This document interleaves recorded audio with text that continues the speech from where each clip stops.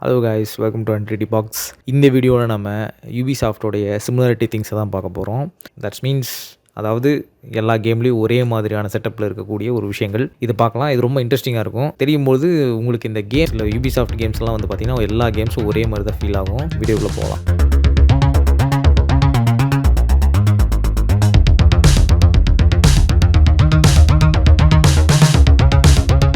இந்த சிமிலாரிட்டி திங்ஸ்லாம் நீங்கள் பார்க்கும்போது இந்த வீடியோவோட எண்டிங்கில் நான் சொல்கிற கேம்ஸ் எல்லாமே ஒரே மாதிரி தான் இருக்க போகுது. ஓகே, வாங்க சிமிலாரிட்டி திங்ஸ் பார்க்கலாம். ஃபஸ்ட்டு இந்த வரிசையில் ஒரு 3 கேம் இருக்குது. அந்த 3 கேமும் பார்த்திங்கன்னா சிமிலாரிட்டியில் அப்படியே இருக்கும். ஃபஸ்ட்டு ஃபேர் க்ரை சீரிஸ், ரெண்டாவது Assassin Creed. First Assassin Creed, second தான் ஃபேர் க்ரை சீரிஸ், மூணாவது வாட்ச் டாக்ஸ்.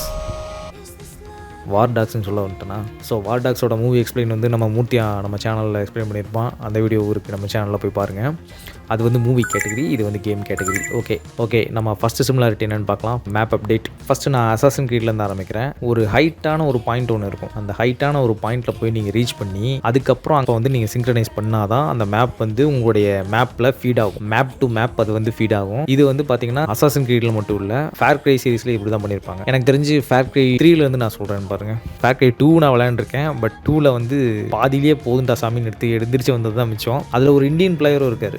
நான் அந்த கேம் வந்து பாதியில் விட்டதுனால நான் அதை பற்றி பேச விரும்பலை. நம்ம ஃபேர் க்ரை 3க்கு போகலாம். ஃபேர் க்ரை 3ல் வந்து மேப் அப்டேட் எப்படின்னு பார்த்தீங்கன்னா, இதுவும் ஒரு டாப் பாயிண்ட்டுக்கு மேலே போகணும். அந்த பாயிண்ட்டில் வந்து எப்படின்னா ஒரு டவர் இருக்கும். அந்த ஒவ்வொரு ஏரியாலையும் ஒவ்வொரு டவர் இருக்கும். அந்த டவரில் நீங்கள் மேலே ஏறணும். ஏறும்போது பார்த்தீங்கன்னா அசாசின் கிரீடில் வந்து பார்த்தீங்கன்னா பார்க்கோர் ஸ்டைலில் ஒரு கிளைம்பிங் ஒன்று இருக்கும். அந்த கிளைம்பிங் படி நீங்கள் மேலே ஏறணும். ஒரு சில இடத்துல பார்த்தீங்கன்னா கிளைம்பிங் கிரிப் இருக்காது. எங்கே இருக்கு நீங்கள் கிளைம்பிங் கிரிப்பை மறுபடியும் சுற்றி போய் ஏறுற மாதிரி இருக்கும். அதே மாதிரி இந்த ஃபேர் க்ரை 3லேயும் வந்து அப்படி தான் பண்ணியிருப்பாங்க. நீங்கள் அந்த டவர்ஸ் நீங்கள் ஏறுறீங்கன்னா ஒரு பக்கம் லேடர் இருக்கும், ஏணி வச்சுருப்பானுங்க. அந்த ஏணி ஒரு இடத்துல நீங்கள் எட்டாத தூரத்தில் இருக்கும். சில இடத்துல ஜம்பிங் டெக்னிக்ஸ் வேறு மாதிரி இருக்கும். ஃபேர் க்ரை 4லாம் பார்த்தீங்கன்னா அந்த டவரை வந்து சுற்றி ஒரு கூரை வீடு மாதிரி இருக்கும். அதே பெருசாக கட்டியிருப்பானுங்க.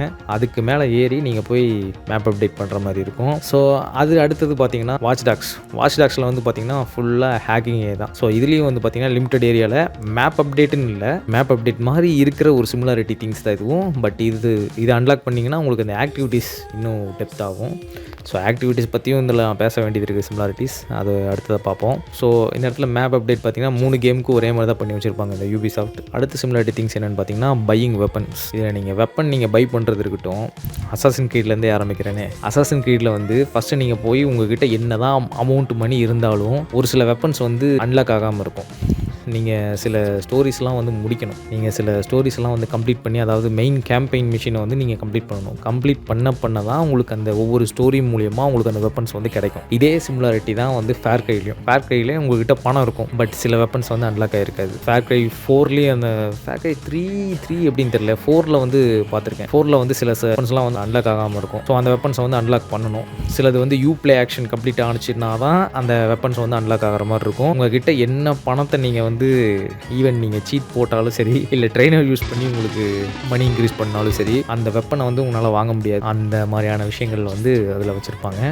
வாட்ச் டாக்ஸ் பணம் இருந்துச்சுன்னா போதும், ஹேக் பண்ணிக்கலாம், வெப்பன்ஸ் வாங்கிக்கலாம் அப்படின்ற மாதிரி இதுவும் வந்து சிமிலாரிட்டி திங்ஸில் இது ஒன்று வருது. பட் வாட்ச் டாக்ஸ் வந்து ஹேக்கிங் சிஸ்டமை வந்து வேறு மாதிரி கொண்டு போய் இருந்திருக்கலாம் இவங்க. ஆனால் இன்னுமே வந்து அந்த என்ன சொல்கிறது, அசாசின் கிரீடை வந்து நீங்கள் தூக்கி வாட்ச் டாக்ஸில் போட்டிங்கன்னு வச்சிங்களேன். இப்போ உதாரணத்துக்கு ஹெச்ஓ சீரிஸ் எடுத்துக்கோமே. ஹெச்ஓ வந்து அனிமஸ்குள்ளே அப்படி இருக்கான். ஹெச்ஓ அனிமஸில் இல்லாத ஒரு வெளியே இருப்பான் பார்த்தீங்களா, டேஸ்மன் மைல்ஸ் கேரக்டர். அந்த கேரக்டர் வந்து ஒரு ஹேக்கராக இருந்தாலும் எப்படி இருப்பான் அப்படின்ற ஒரு ஸ்டோரி பேஸில் தான் இது போகும். நல்லா இருக்கே, பேசாமல் இது இப்படி ஒரு அசாசின் எடுத்துடலாம். அசாசின் வந்து ஃபியூச்சரில் ஒரு ஹேக்கராக இருக்கான் அப்படின்ற மாதிரி.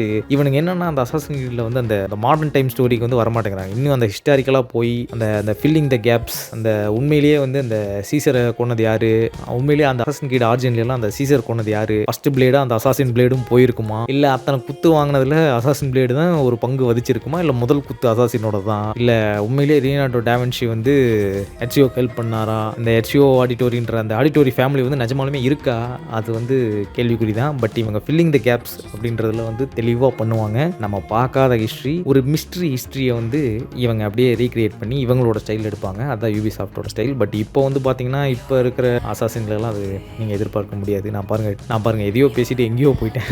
Back to the topic. அடுத்த சிமிலாரிட்டி என்னென்னு பார்த்தீங்கன்னா ஸ்டெல்த் மோட். முன்னாடி சொன்ன மாதிரி நீங்கள் வெப்பன்ஸ் வந்து வாங்க முடியல அப்படின்னா நீங்கள் ஸ்டெல்த் மோடில் தான் போய் ஆகணும். அஃப்கோர்ஸ் அந்த அட்டாக்கிங் நைஃப் இதெல்லாம் இது பண்ணியிருப்பாங்க. ஸ்டெல்த் மோட்லேயும் வந்து பார்த்தீங்கன்னா அசாசின் அசாசின் கிரீட்லாம் பார்த்தீங்கன்னா சில இடத்துல ஸ்டெல்த் மோடில் கண்ணுக்கு முன்னாடியே இருக்கும். ஆனால் வந்து நான் பார்க்கல, நம்ம பக்கத்தில் அந்த அசாசின் வந்து நிற்கிறானே அப்படின்ற அந்த ஒரு இதே கிடையாது. நீங்கள் ஆடுங்கப்பா, யார் வந்தால் நமக்கு இல்லை.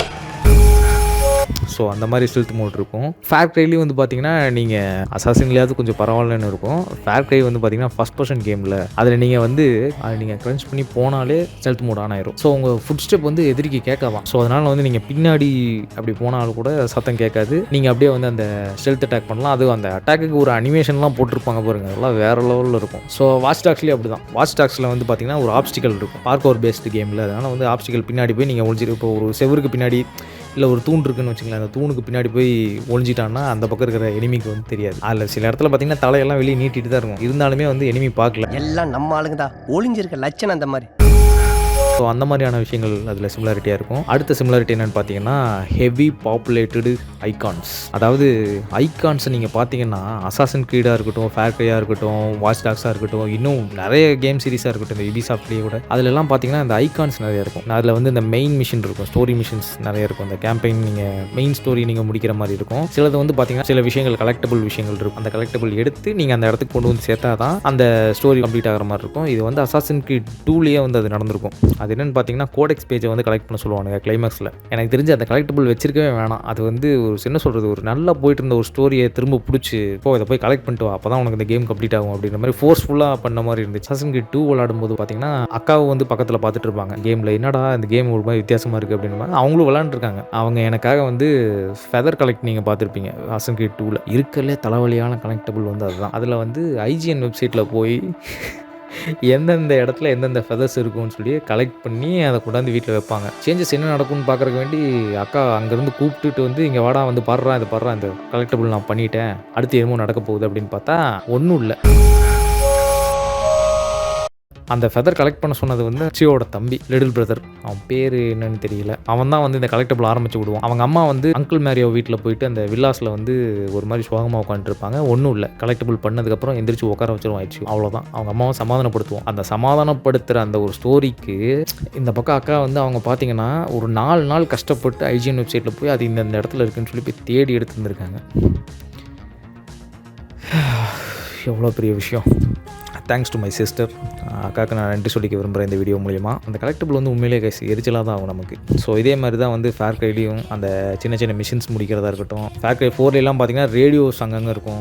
ஹெவி வெப்பன்ஸ்லாம் வந்து ஹேண்டில் பண்ணணும். வெப்பன் நீங்கள் கலெக்ட் பண்ணும்போது கூட உங்களுக்கு ஸ்டோரேஜ் அன்லாக் பண்ணணும்னா கூட கிராஃப்ட் பண்ணணும். அதுக்கு சில அனிமல்ஸை போய் வேட்டையாடணும். அது ரேரான அனிமலாக சொல்லுவான். நம்ம தேடுறப்ப அந்த அனிமல் எங்கேயுமே கிடைக்காது. நமக்கு வேண்டாத அனிமல்லாம் முன்னாடி வந்து நிற்கும், அது மட்டும் வராது. ஸோ அந்த மாதிரி கலெக்டபிள்ஸ் திங்ஸ் இருக்குது. வாட்ச் டாக்ஸ்லேயும் இந்த மாதிரி கலெக்டபிள் திங்ஸ் இருக்குது. ஆனால் வாட்ச் டாக்ஸில் நான் அதிகமாக போக மாட்டேன். ஏன்னா அந்த கேம் வந்து ஸ்டோரி மட்டும் முடிச்சுட்டு நான் இன்றைக்கி வரைக்கும் வாட்ச் டாக்ஸ் சீரிஸ் எல்லாத்துலேயுமே வந்து பார்த்தீங்கன்னா திரும்ப ரீப்ளே அப்படின்னு விளையாண்டது பார்த்தீங்கன்னா வாட்ச் டாக்ஸ் 1க்கு தான் விளையாண்டுருக்கேனே தவிர்த்து வாட்ச் டாக்ஸ் 2க்கு அப்புறம் வந்து எனக்கு வேண்டாம், இதோட ஸ்டோரியை முடித்தா போதும் அப்படின்ற மாதிரி இருக்குது. ஏன்னா அதில் எனக்கு பெரிதளவு இன்ட்ரெஸ்ட் கொடுக்கல வாட்ச் டாக்ஸில்.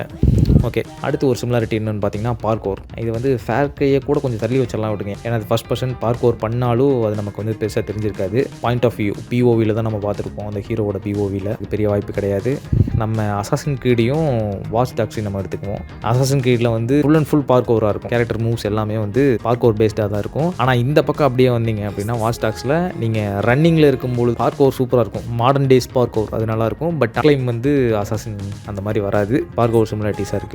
நான் பார்த்த வரைக்கும் யூபிசாஃப்ட்டில் என்னென்ன சிமிலாரிட்டி இருக்குதுன்னு சொல்லியாச்சு. அடுத்தது இதே மாதிரி இன்னும் நிறைய கேம் டெவலப்பர்ஸோட சிமிலாரிட்டி எல்லாம் கேமில் நம்ம நிறைய பார்த்துருப்போம். இனி வரக்கூடிய எல்லா வீடியோலையும் இந்த சிமிலாரிட்டிஸை தனித்தனியாக பார்ப்போம். நிறைய கண்டென்ட் இருக்குல்ல, பார்ப்போம். நமக்கு இனி வந்துக்கிட்டே தான் இருக்குது. ஓகே, நீங்கள் பார்த்த வரைக்கும் யூபிசாஃப்ட்டில் வந்து என்ன மாதிரியான சிமிலாரிட்டிஸ் எல்லாம் இருக்குது அப்படின்றத நீங்கள் கமெண்ட் பண்ணுங்கள். வேறு கேம் டெவலப்பர்ஸ் டீம்லேயும் வந்து இந்த சிமிலாரிட்டி திங்ஸ்லாம் இருக்கும்.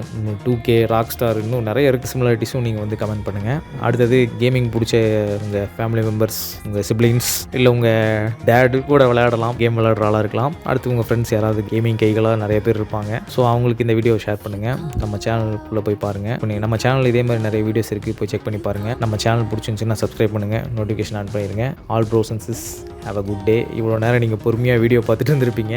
நீங்கள் வீடியோ பிடிச்சிருந்துச்சுன்னா லைக் பண்ணிடுங்க. நான் உங்களை அடுத்த வீடியோ சந்திக்கிறேன். பாய்.